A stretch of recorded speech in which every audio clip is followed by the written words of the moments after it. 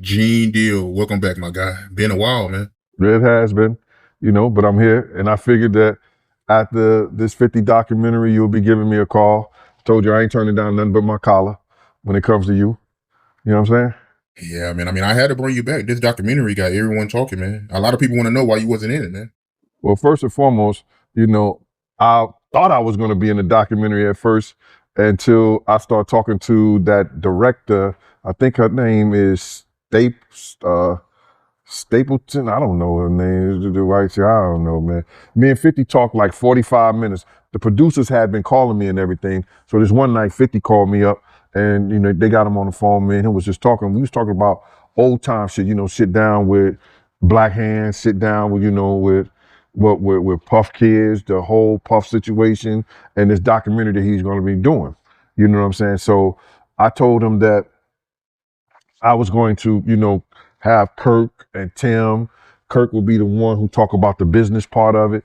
Tim would be the one who talk about the growing up phase with Diddy and everything and over there working in the record industry with him and stuff like that. They was like family. And I was going to talk about, the street stuff, what was going on with Bad Boy, with the security, with Wolf, with the city college, with, the time that I knew about when I was with him up until about early 2004 or something like that. But basically the streets and then the traveling with him and the atmosphere and everything. And then go back into the Notorious Big stuff with the Tupac and the whole 9 yards, all the stuff that I knew. You know what I'm saying? So we was talking and he sounded like, yo, listen here. They gonna spare no expense with this whole documentary. So I said, all right, cool. So what I did was I spoke to Tim and I spoke to Kirk Burrows. And I was like, yo, because I had Tim number. Tim didn't know how to get into touch with Kirk. Kirk didn't know how to get into touch with Tim. But Kirk was trying to tell me, give him the number with the Tim. I said, nah, I ain't doing that. So I gave one of the producers the number in the whole 9 yards to get in touch with Tim because I want to see him get money because I know Tim got a hell of a story with Puff. So then I talked to Tim and I told him, yo, listen here, man, we should go in as a package deal. All three of us, we could tell a hell of a story about this whole documentary. You know what I'm saying? From front to start. Then whatever stuff that they get and everything like that. So let's go in there and ask them for 50 apiece. You know what I'm saying? So Tim was like, with it, yo, Gene, whatever, go ahead like that. Kirk was like, yeah, okay, cool, Gene. It was like a general census that we was gonna do this in a whole package deal. You know what I'm saying? And then I started speaking to the producers and everything like that because 50 had told me himself that they was going to spare no cost in doing this because he wanted to tell the story and he wanted to tell the story like it was supposed to be told and everything like that. I said, yeah, okay. So then the director, I got to get her name, man, because it don't even sound, I want to put her on blast because she was telling me, she was saying to me that,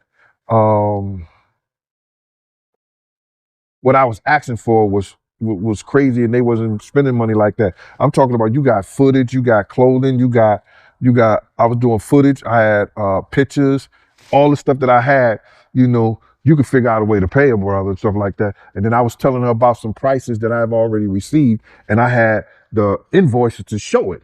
And then she was calling me like I was lying. I was like, yo, who do you think you talking to? You know what I'm saying? And she was talking about, there's no way nobody paid. Nobody what? I say, first of all you people come with these documentaries and stuff. The first thing you tell me, y'all tell these people out here that y'all don't pay, and y'all pay. If you can make a picture look like $10,000-$15,000, you know what I'm saying? You can sit here and tell me that you're gonna pay me for my time sitting right down here with y'all. You understand? So then, one thing led to another, and I was like, all right, well then, F you. I spoke to 50, and then she said 50, and this is exact words that came out her mouth. 50 does not determine what goes in and go out of this documentary. And he definitely don't pay. He determine what somebody get paid. It's not his documentary like that. I was like, oh, so if it's not his documentary and I spoke to him like that, I don't need to be doing nothing with you because I'm doing this on the strength of him. But you gonna pay me if I do it.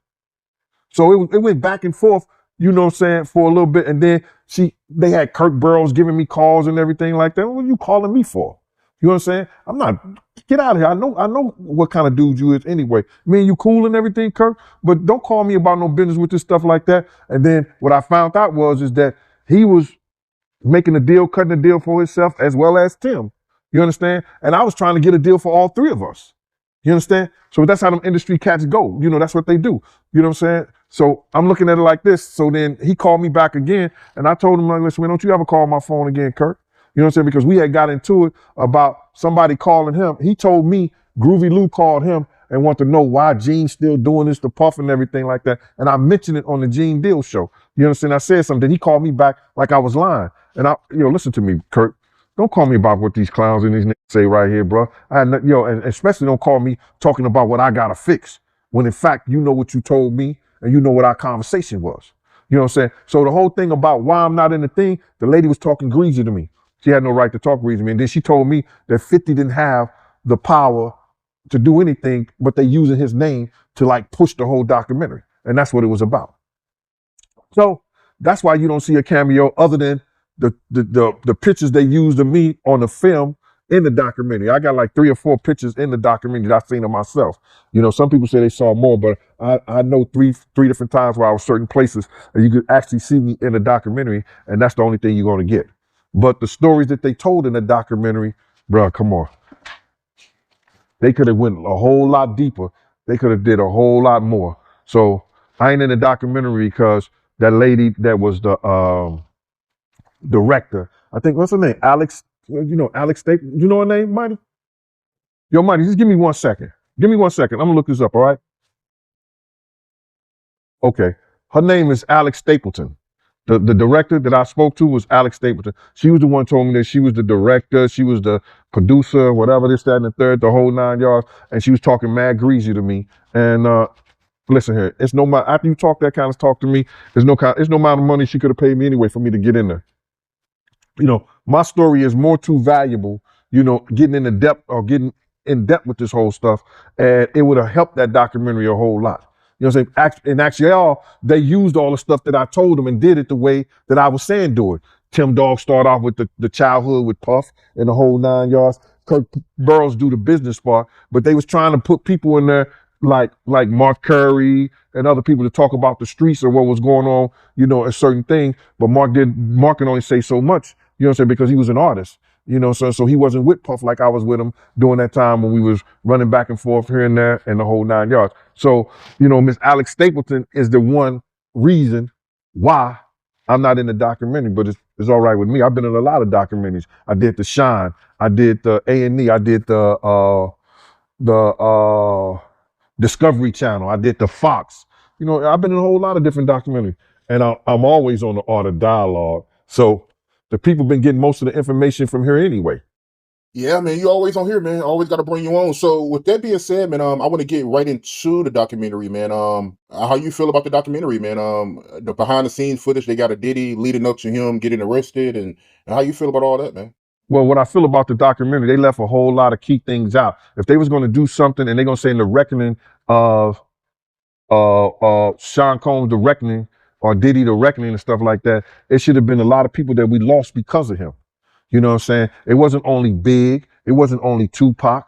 You understand? For the atmosphere that he put those kids in, you got a guy named Anthony Wolf Jones, who was from Bad Boy, from its conception, is doing security and being one of the financiers of Puff having to have some money to keep Big and Craig Mack around before he got to Clyde Davis. You know what I'm saying? They wasn't able to tell that story because they didn't have no intel on that story or what went down, or they didn't do their investigations right, which he also led up to the reason why Wolf ain't here today. You understand? They didn't tell that story. They didn't tell a story about Jessica Rosenbaum, who was at the City College situation. You understand? It was Puff, Heavy D, and Jessica. You know what I'm saying? Jessica was the reason why those kids lost their life, because she locked the door on those kids running down the steps. You understand? You could see her name in a news article, but they didn't mention nothing about her taking place. But they try to put Heavy D, God bless the dead, out there, and they put Puff out there. You know what I'm saying? She should have been the main one because she is the one who locked the door on the kids. You understand? She is the one who locked the door on the kids, and all those kids lost their life. Had she not locked those doors, not one kid would have lost their life. Not one kid would have lost their life.